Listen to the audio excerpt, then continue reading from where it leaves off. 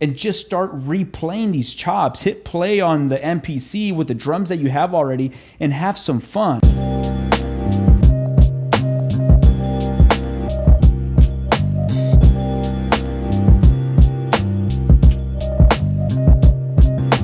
Welcome back, and thank you guys for tuning in for today's video. Today, we're gonna be talking about sampling and matching the tempo of your sample. But how do I go about getting these samples to work with our drums? This is a question that I kept getting asked on my Instagram. So I said, you know what, I will actually jump in and do a video on this topic. Now, every song is gonna be different.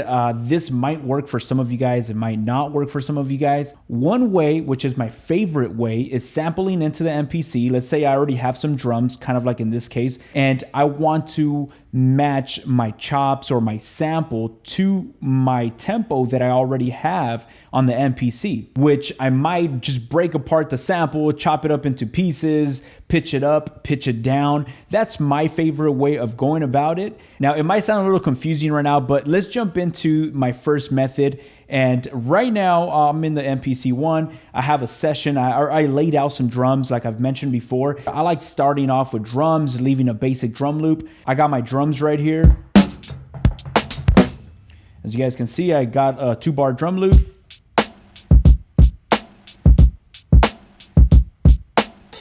So let's say I want to start sampling, and what we will do, go to our sampler. I actually have this song that I'm going to sample into the MPC one. I've talked a lot about the slice mode, and I like to sample in slice mode, but for this video, I'm going to just go ahead and sample into the MPC one. I actually have this song right here that I'm going to sample with you guys. If you guys want to follow along, go ahead. I'll leave the link of this track down in the description. You guys can sample it and see if this method works, so you guys can kind of follow along. So let's go ahead and sample this song. I'm going to leave it on sample. I'm going to hit arm, and let's go ahead and hit play.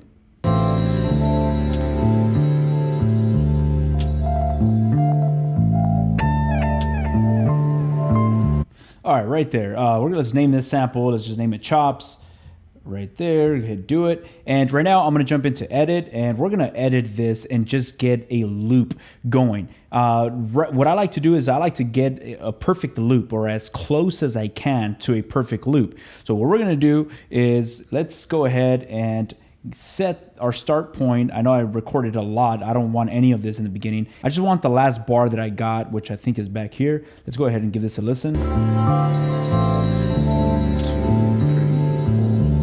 Right there.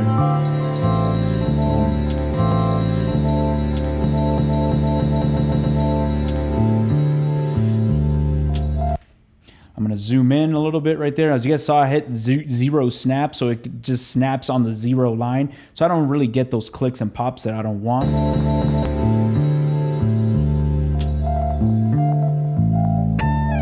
Right there. I'm going to show you guys right here. This pad, the third pad, only gets a few seconds before the end point, so it kind of saves me some time, so I don't have to loop the whole thing. So I like to use this right here, right there. Now let's go to the end, and let's grab that. So if I hit this pad 13 up here, it's gonna loop itself. So let's make sure we got the closest to a perfect loop. So let's hear this. 3, 4, 1, 2, 3, 4. There you go. There you go, that's close enough. So what I'm gonna do, I'm gonna hit process, I'm gonna hit discard, so it just gives me that loop that I selected. Now that we have this loop, I don't know the tempo of this loop. Now, my drums that I have, it's at 90 beats per minute, but the tempo of this loop is not at 90. I don't know what the tempo of this loop is, but what we can do, my favorite way of doing it, I like to use a tap tempo. I'm gonna hold down pad 13, and it's gonna loop that we just selected. And as it's playing back, I'm gonna do a tap tempo, and it's gonna give me a rough estimate of where the tempo of this sample is at. So let's do that first.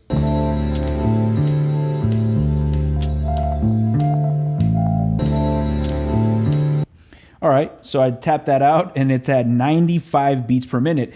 Again, it might not be perfect, but it's around 95 beats per minute. Another thing you guys can do is if you scroll over right here and you hit detect BPM, you say detect, and oh yeah, look, it said it detected it at 94 beats per minute. So it's pretty close, 94, 95 beats per minute. Since I did a tap tempo, it set my session to 95 beats per minute. Let's hit play on those drums, and I'm also gonna hit this loop on the sample to see if it's close enough. So let's go ahead and do that.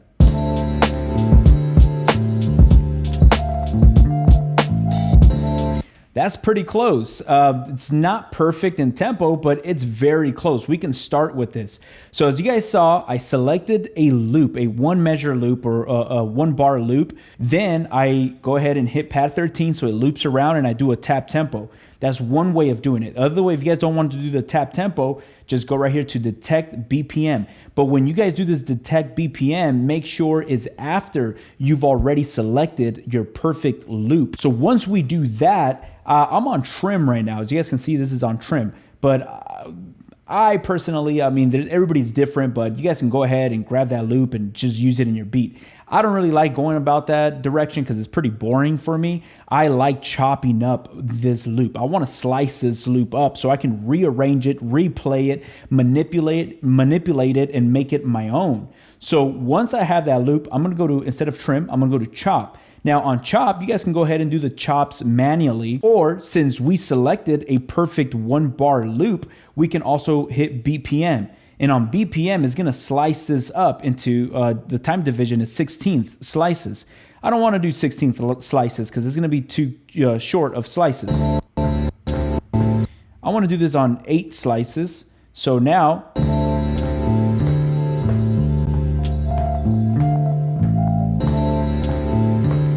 you guys can do that, or you guys can just do it manually without doing the BPM. You guys can just chop these up manually as I've shown you guys on previous videos. But on this case, we're gonna do this with 8 time division of 8th. And before I convert this to his own program, just to make sure you guys we're all on the same page, the reason why I'm going to BPM right now and I'm not doing it manually is because this loop was created already. And since it's a perfect loop, I'm able, the machine will detect the slices for me, and it's gonna be correct. It's gonna be on the quarter notes, on the downbeats, where it should be. Another thing I am gonna mention before I jump into it, if you guys have your session already made, you got your drums, as long as you guys are chopping up your loop, let's say you have a 1 bar loop, if you guys are slicing this 1 bar loop in quarter notes, as I have right here, they're perfectly sliced in quarter notes, it's gonna work.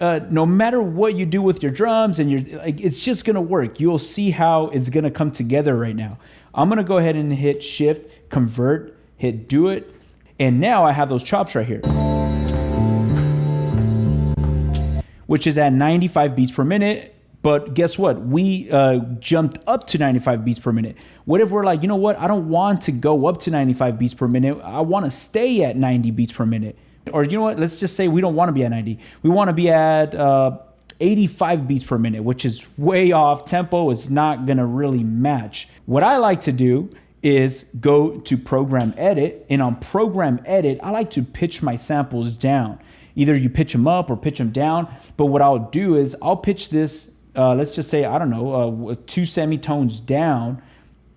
And what I'm doing right now is I'm estimating, it's gonna fall a lot closer to these drums. It's gonna sound like it's in sync.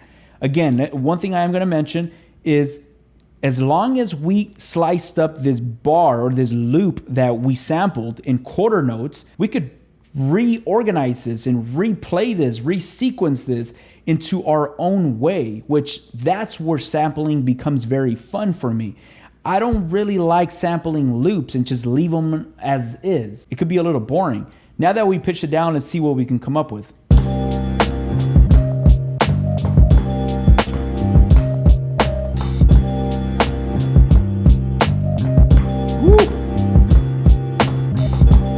Yeah, okay, you see, so as you guys see right now, I'm not just letting the loop play itself. Of course, if you're gonna let that loop just play without doing these slices, you have to be in tempo, you wanna make sure you're matching and you're in sync. But in this case, we're not doing that. We're slicing this up, and since we have this sliced up and we're pitching it down, of course, it lowers, it lowers the beats per minute of that sample because we're pitching it down. Since it's pitched down, now we can just hit play on our beat and rearrange these chops.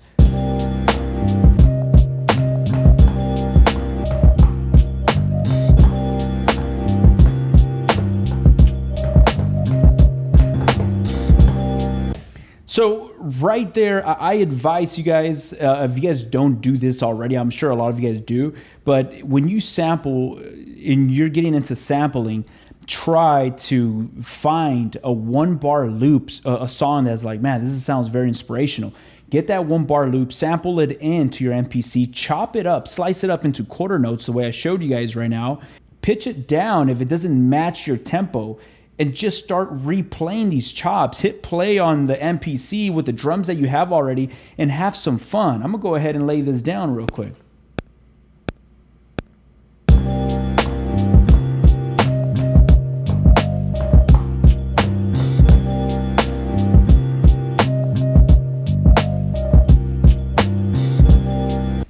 We're not really matching the tempo, but we're working with the tempo that we want instead of working with the tempo of the sample. Hopefully this is making sense. So that's my go-to method of sampling and matching these tempos and making them work together. There's so many other different ways you guys can do it. This is not a right or wrong way of doing it. This is just the way I do it. Let me know down in the comments some of your guys' go-to methods. Maybe you guys can help us out. If this doesn't work for you guys, let us know other ways to do it. Again, guys, I hope this video was helpful. Let us know down in the comments if you guys have any questions, and if you guys have not done so already, make sure you guys hit the thumbs up, subscribe to my YouTube channel. You guys have a blessed day. I'll catch y'all on our next video.